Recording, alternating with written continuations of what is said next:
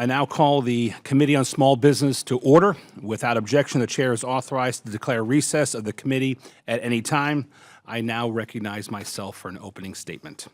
Small businesses are the economic engine of America. They make up 99% in this country and provide over half of all jobs. Yet, when it comes to contracting with the federal government, small businesses are too often shut out. The facts speak for themselves. Less than 30% of federal contractors are small businesses. And while the total dollar value of federal contracts going to small business firms has gone up, the number of small businesses winning those contracts has gone down, meaning fewer local employers, fewer innovative solutions, and less competition for taxpayer dollars. The reasons are not hard for us to see. The federal procurement system is riddled with barriers, including onerous compliance costs, agency rules that favor the biggest firms, and solicitations written in dense legal and technical jargon that all discourage small businesses from even applying. Compliance alone is crushing. Over the past 4 years, Washington piled on nearly $2 trillion in new regulatory costs and 359 million new hours in paperwork.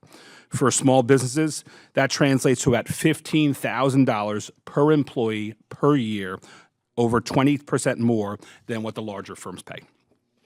For small businesses working with the government, the burden has doubled. Not only do they have to comply with 100,000 pages of federal regulations, they also have to navigate more than 2,000 pages of the Federal Acquisition Regulations and the Defense Supplement. These rules and requirements add up, and some of the small firms decide it's simply not worth their time or money to bid on federal contracts. This means America continues to lose out on the innovative, cost-effective solutions small businesses are known for, and taxpayers pay the price. On top of that, practices like contract bundling that combine multiple smaller contracts into one larger solicitation effectively sideline small businesses that could have delivered those services directly. Instead of competing as prime contractors, they're pushed into subcontractor roles. That is not leveling the playing field. One of the most common complaints I hear from small business owners is about the language itself. Federal contracts are written in a way that is nearly impossible to understand without a lawyer or consultant. In fact, a Naval Postgraduate School study reviewed more than 1 million Department of Defense solicitations and found that fewer than 3% were written in plain English. Most required at least a college education to understand. Even seasoned small business contractors told researchers they couldn't tell what the government was really asking for. I think that's totally unacceptable.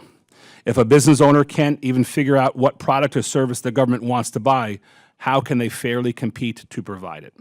That's why I introduced the Bipartisan Plain Language Contracting Act. This bill requires federal agencies to write solicitations clearly and concisely. The best part is, it doesn't cost taxpayers a single dime, but lowers the barriers to entry and increases competition. When contracts are written in plain language, small businesses can make faster and more informed decisions. They don't need to hire expensive lawyers just to submit a bid. And more competition means better value for the government and for the taxpayer. The House has already passed this bill with strong bipartisan support, and now I call on my colleagues in the Senate to take up this common sense legislation.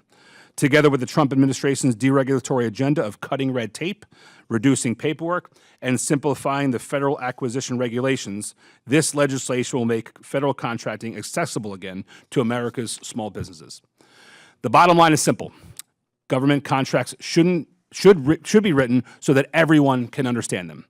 If we remove unnecessary barriers and insist on fairness and transparency, we can unleash the full potential of America's small businesses, strengthen our industrial base, and deliver better results for taxpayers. I look forward to hearing from our witnesses today about their experiences and their ideas on how we can keep leveling the playing field for small business contractors. I now recognize my good